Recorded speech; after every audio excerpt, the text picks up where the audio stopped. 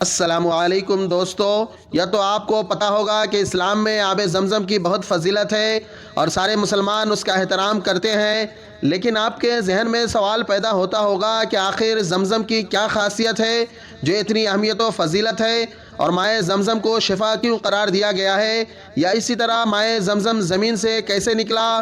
تو آج ہم آپ کو بہت ساری معلومات دینے جا رہے ہیں زمزم کے متعلق، بس آپ ہمارے ساتھ آخر تک ویڈیو دیکھ لیجئے، پوری بات سمجھ میں آ جائے گی۔ لیکن بات شروع کرنے سے پہلے ایک چھوٹی سی گزارش ہے کہ آپ لائک اور پیارا سا کمنٹ کر دیں، اگر چینل پر نئے ہیں تو سبسکرائب کر دیں تاکہ آپ کے بھائی کا حوصلہ برقرار رہے۔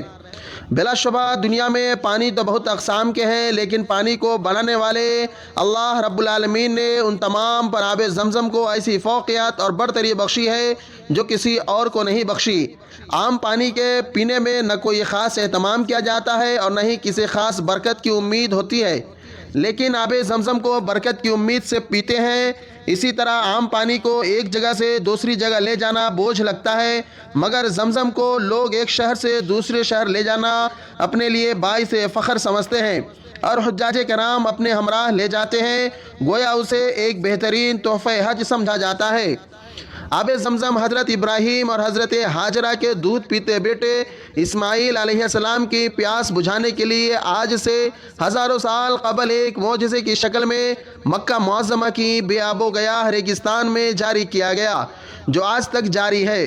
اللہ کی کبریائی کی عظیم مثال ہے آب زمزم، جو مکہ کے مسجد حرام میں خانہ کعبہ کے جنوب مشرق میں تقریباً 21 میٹر کے فاصلے پر تہ خانہ میں واقع ہے۔ یہ حقیقت ہے کہ زمزم بابرکت اور کھانے والے کے لیے غذا کی حیثیت رکھتا ہے۔ دور جدید میں زمزم کی خوبیوں پر تحقیق جاری ہے۔ قدرت کا یہ معجزہ مسلمانوں کے لیے کتنا عظیم تحفہ ہے، یہ مسلمان ہی سمجھ سکتا ہے، لیکن زمزم کی قوت اور خصوصیات کے بارے میں آج بھی بڑے سائنسداں اور محقق حیران ہیں کہ اللہ نے اس پانی کو کتنی قوتوں سے نوازا ہے۔ دنیا میں واحد پانی ہے جس میں بو پیدا نہیں ہوتی ہے۔ دوستو، ہم نے آپ کو شروع میں بتایا تھا کہ آب زمزم کی کیا فضیلت ہے اور لوگ اس کا احترام کیوں کرتے ہیں، تو آپ اس طرح سمجھیے کہ حدیث میں آتا ہے کہ روئے زمین پر سب سے بہتر پانی آب زمزم ہے۔ اس میں غذائیت اور بیماری سے شفا ہے، یعنی اس کے پینے سے بیماری ختم ہو جاتی ہے اور بھوک بھی مٹ جاتا ہے، جبکہ یہ عام پانی میں نہیں ہوتی ہے۔ چنانچہ حضرت ابو ذر غفاری رضی اللہ عنہ کے بارے میں منقول ہے کہ وہ 1 مہینہ اس طرح مکہ میں رہے کہ وہ صرف زمزم ہی پی کر گزارتے رہتے۔ زمزم کی اہمیت اور خصوصیت کا پتہ ہمیں حدیث سے چلتا ہے، جہاں قائد و جہاں سرور کائنات صلی اللہ علیہ وسلم کا ارشاد گرامی منقول ہے، آب زمزم ان تمام مقاصد کے لیے ہے جن کے لیے ایسے پیا جائے۔ اگر تم اسے بیماری کی شفا کے لیے پیو گے تو اللہ تمہیں شفا نصیب فرمائیں گے، اور اگر اسے شکم سیری کے لیے پیو گے تو اللہ شکم سیری کر دے گا، اور اگر پیاس بجھانے کے لیے پیو گے تو اللہ پیاس دور کر دیں گے۔ یہ کنواں حضرت جبرائیل علیہ السلام کا کھودا ہوا ہے، اور یہ حضرت اسماعیل علیہ السلام کے لیے اللہ کی طرف سے سیرابی کا انتظام ہے۔ اگر تم اسے اللہ کی پناہ چاہنے کے لیے پیو گے تو اللہ پناہ نصیب کریں گے۔ اسی حدیث کی روشنی میں فقہا نے کہا ہے کہ آب زمزم پینا مسنون ہے، اور اس کو پیتے وقت چونکہ دعا قبول ہوتی ہے اس لیے اس وقت دعا کرنی چاہیے۔ حضرت عبداللہ بن عباس جب زمزم پیتے تو یہ دعا کرتے، اے اللہ، میں آپ سے نفع بخش علم، وسیع رزق اور ہر بیماری سے شفا مانگتا ہوں۔ کتابوں میں آتا ہے کہ آب زمزم کی خاصیت ہے کہ اس کے پینے سے دل مضبوط ہوتا ہے اور گھبراہٹ ختم ہو جاتی ہے، اور آب زمزم پینے کا طریقہ یہ ہے جیسا کہ ابن عباس نے ایک شخص کو بتایا، جب تم آب زمزم پیو تو قبلہ رو ہو جاؤ، بسم اللہ پڑھو، 3 سانس میں پیو اور اچھی طرح سیراب ہو کر پیو، اور جب پی چکو تو اللہ تعالیٰ کی حمد بیان کرو۔ دوستو، جیسا کہ آپ کو ہم نے شروع میں بتایا تھا کہ پہلے ہم زمزم کی اہمیت اور فضیلت پر بات کریں گے، تو یہاں تک ہم نے اہمیت و فضیلت سن لیا۔ اب زمزم کا پانی کیسے نکلا اور کیوں نکلا، اس پر بات کر کے ہم اپنی ویڈیو ختم کریں گے، تو تھوڑی دیر اور آپ ہمارے ساتھ بنے رہیں۔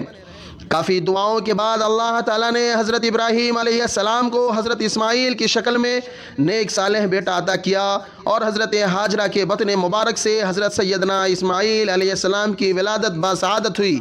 تو اللہ نے امتحان لینا چاہا اور اپنے خلیل سے کہا کہ اپنے بیٹے اور بیوی کو وادی غیر ذی زرع میں چھوڑ آؤ۔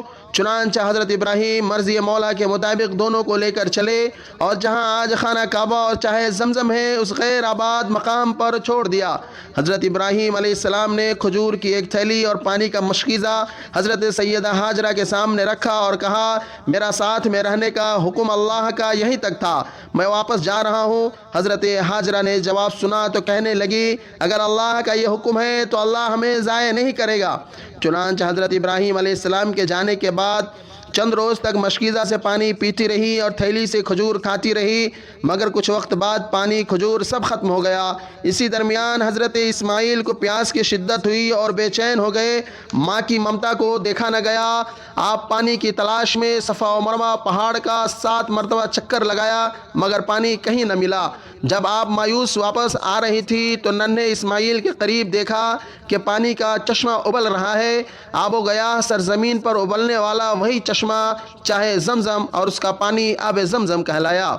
خلاصہ کلام یہ ہے کہ زمزم اللہ کا قیمتی تحفہ ہے، اس لیے اس پانی کی حرمت و تعظیم کا خیال رکھنا چاہیے، اور جب میسر ہو اسے خوب اچھی طرح پینا چاہیے، اور اس کے اندر اللہ کی طرف سے عطا کردہ نعمتوں کا فائدہ حاصل کرنا چاہیے۔ اللہ تعالی ہمیں اس متبرک پانی سے خوب سیراب ہونا نصیب کرے، اور اس کے فوائد میں ہمیں بھی بڑا حصہ عنایت فرمائے۔ آمین ثم آمین۔